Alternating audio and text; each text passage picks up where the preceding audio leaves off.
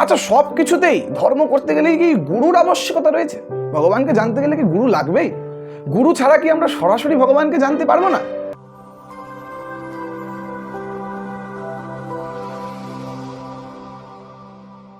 হরে কৃষ্ণ সুধী সজ্জন ভক্তবৃন্দ, আপনাদের সকলের চরণ কমলে আমার ভক্তিপূর্ণ প্রণাম।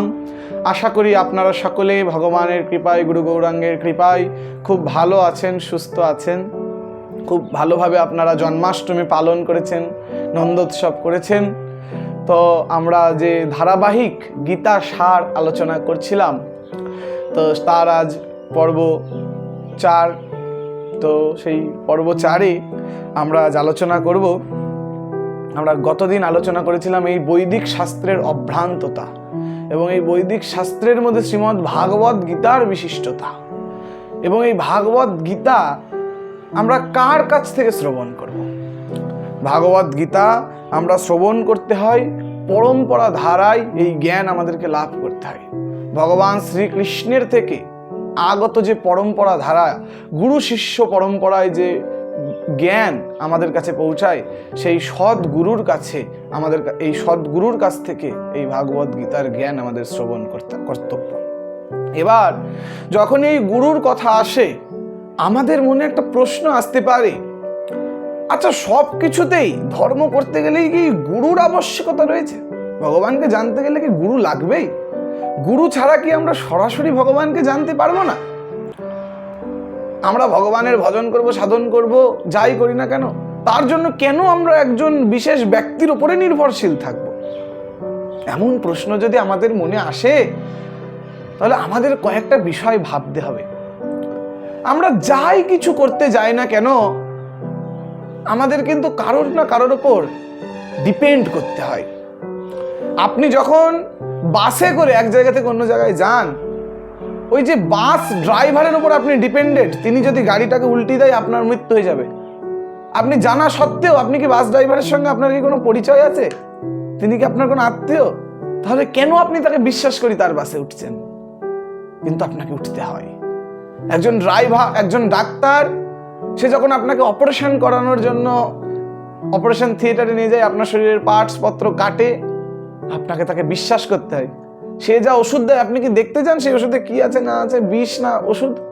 সে যা দেয়, আপনি তাকে বিশ্বাস করে তা গ্রহণ করেন। আমরা যাই করি না কেন, আমাদের একজন কারোর উপরে ডিপেন্ড করতে হয়। আর এই যে আধ্যাত্মিক জ্ঞান, এই যে ভগবানের যে পূর্ণ বৈদিক জ্ঞান, তা যদি আমরা লাভ করতে যাই, ভগবানকে যদি আমরা জানতে চাই, আমরা কখনোই আমাদের নিজেদের প্রচেষ্টায় তা জানতে পারবো না। কারণ আমরা পূর্বে পর্ব 1-2 আমরা আলোচনা করছিলাম, আমাদের এই জড় শরীর, যে জড় জ্ঞানেন্দ্রিয়গুলো রয়েছে, চক্ষু, কর্ণ, জিহ্বা, নাসিকা, দাঁত, এই জ্ঞানেন্দ্রিয়গুলি সবগুলি অপূর্ণ। এই অপূর্ণ ইন্দ্রিয়ের দ্বারা আমরা সরাসরি নিজেরাই ভগবানকে জানতে পারি না। তাই আমাদের এই শ্রী গুরুদেবের কাছে আমাদের শরণাগত হতে হয়। আমরা গুরুদেবের কাছে শরণাগত হলে গুরুদেব আমাদেরকে এই বৈদিক জ্ঞান প্রদান করেন। এবার এই যে গুরুদেব, এই নিয়ে এই জগতের সব থেকে বেশি বিভ্রান্তি। কারণ আপনারা দেখবেন অনেক গুরু আপনাদের বাড়ির আশেপাশে চতুর্দিকে এখন রয়েছে, কিন্তু প্রকৃত এই যে শাস্ত্রসম্মত সৎ গুরু প্রকৃত কে, সেইটা আমাদেরকে জানতে হবে। আমাদের জানতে হবে প্রকৃত গুরুকে। বলা হচ্ছে ভগবান শ্রীকৃষ্ণর থেকে এই সকল পরম্পরাগুলি তৈরি হয়েছে। এবং মহাপ্রভু, আপনারা যে দীক্ষা নেবেন, শিক্ষা গ্রহণ করবেন, তার জন্য মহাপ্রভু শুধুমাত্র 4টি পরম্পরা বা 4টি সম্প্রদায়কে স্বীকৃতি দিয়েছেন। ভগবান শ্রীকৃষ্ণ এই 4টি সম্প্রদায় বা 4টি পরম্পরার মূল কেন্দ্র। তার থেকেই 4টি পরম্পরা আসছে। একটি পরম্পরা হচ্ছে শ্রী পরম্পরা বা শ্রী সম্প্রদায়। ভগবান শ্রীকৃষ্ণ মাতা লক্ষ্মীকে এই জ্ঞান প্রদান করেন এবং তারপরে সেই পরম্পরা মাতা লক্ষ্মী থেকে রামানুচার্যের মাধ্যমে সেই সম্প্রদায় চলে। এটা হচ্ছে শ্রী সম্প্রদায়। দ্বিতীয় সম্প্রদায় মহাপ্রভু দ্বারা স্বীকৃত, তা হচ্ছে ব্রহ্ম ব্রহ্মা, ভগবান শ্রীকৃষ্ণ ব্রহ্মাকে এই জ্ঞান প্রদান করেন এবং ব্রহ্মাদেব তার মানস পুত্র নারদ মুনি ব্যাসদেব, এইভাবে এই পরম্পরা চলে। এটা হচ্ছে ব্রহ্ম সম্প্রদায়। তৃতীয়, ভগবান শ্রীকৃষ্ণ এই জ্ঞান রুদ্রকে প্রদান করেন এবং রুদ্রের মাধ্যমে আগত এই জ্ঞান তা হচ্ছে রুদ্র সম্প্রদায়। এবং চতুর্থ, মহাপ্রভু প্রদত্ত স্বীকৃত চতুর্থ সম্প্রদায় হচ্ছে কুমার সম্প্রদায়। ভগবান সনক কুমারের মাধ্যমে, যেই চতুষ্কুমারের মাধ্যমে তিনি যেই জ্ঞান এই জগতে পাঠান তা হচ্ছে কুমার সম্প্রদায়। এই চারটি সম্প্রদায়ের মধ্যে মহাপ্রভু স্বয়ং তিনি যখন এই ধরাধামে অবতীর্ণ হয়েছিলেন, এই ব্রহ্ম সম্প্রদায়ের সঙ্গে নিজেকে জোড়েন। এই ব্রহ্ম সম্প্রদায়ে তিনি নিজে দীক্ষা নেন। তিনি স্বয়ং ভগবান, তার কি কোনো দীক্ষা নেওয়ার প্রয়োজন আছে? তার গুরুকে, তার কি কোনো গুরু গ্রহণের দরকার আছে? কিন্তু যখন ভগবান তিনি নরলীলায় আসেন, তিনি দেখিয়ে গেছেন, তিনি কৃষ্ণ লীলায় যখন নরলীলায় এসেছিলেন, তিনি সন্দীপনী মুনিকে তার গুরু রূপে গ্রহণ করেছিলেন।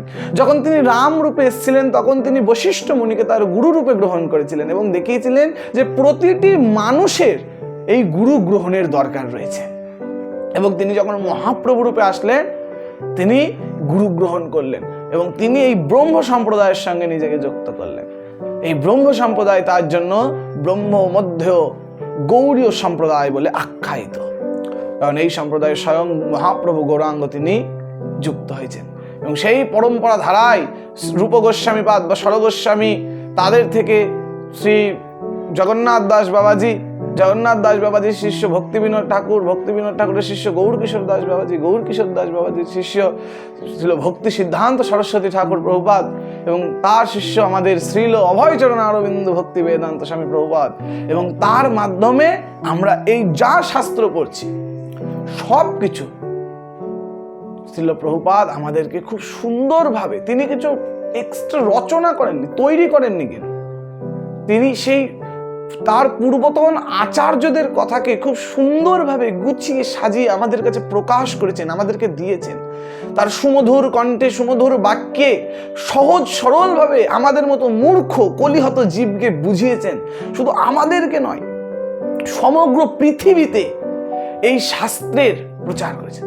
আমরা সাধারণত এই বর্তমানে এই শাস্ত্র নিয়ে আলোচনা হচ্ছে, নাহলে গীতা ঠাকুর ঘরে লাল শালুকে মুড়িয়ে রাখার জিনিস বলে আমরা জানতাম, ফুল জল দেওয়ার জিনিস বলে জানতাম।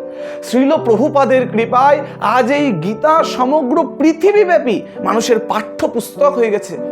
তারা গীতার শিক্ষায় তাদের জীবনকে পরিচালিত করতে পারছে। তাই এই গুরু খুব ইম্পর্টেন্ট টপিক, আমাদেরকে বুঝতে হবে। আমাদেরকেও এই চারটে সম্প্রদায়ের কোনো একটি সম্প্রদায়ে যুক্ত হয়ে শ্রী গুরুদেবের সান্নিধ্যে এসে এই দীক্ষা, এই শিক্ষা গ্রহণ করতে হবে। এখানে শ্রীল রূপ গোস্বামীপাদ, তিনি হচ্ছেন উপদেশামৃততে তিনি গুরুদেবের যোগ্যতা বলতে গিয়ে তিনি বর্ণনা করেছেন কে গুরু।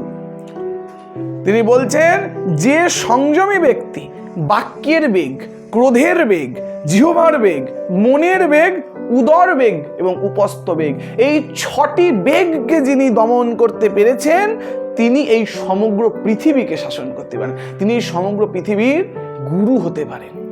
এই যে 6টি বেগ যিনি জয় করেছেন গুরুদেব, তিনি হবেন সত্যনিষ্ঠ, সকলের সুহৃদ এবং সকল জীবের কল্যাণকামী। তিনি তার নিজের ইন্দ্রিয় সুখ ভোগ সম্পূর্ণরূপে বিসর্জন দিয়ে শুধুমাত্র এই জগৎ জীবকে ভগবান শ্রীকৃষ্ণের শিক্ষায় তিনি উন্মোলিত করবেন, সকলকে ভগবান শ্রীকৃষ্ণের বাণীতে বাক্যে ভাসিয়ে সকলকে ভগবান শ্রীকৃষ্ণের ভক্তে পরিণত করবেন। এবার বলা হচ্ছে, এই গুরুদেবের যোগ্যতা জানতে আমরা খুব প্রস্তুত, সকলেই গুরুদেবের যোগ্যতা যাচাই করার জন্য উন্মুখ। কিন্তু আরেকটা বিষয়, আরেকটা টপিক গীতা সার ভগবান আমাদেরকে শেখাচ্ছেন, আমরা তো গুরু হতে আসিনি, আমরা কি? আমরা শিষ্য।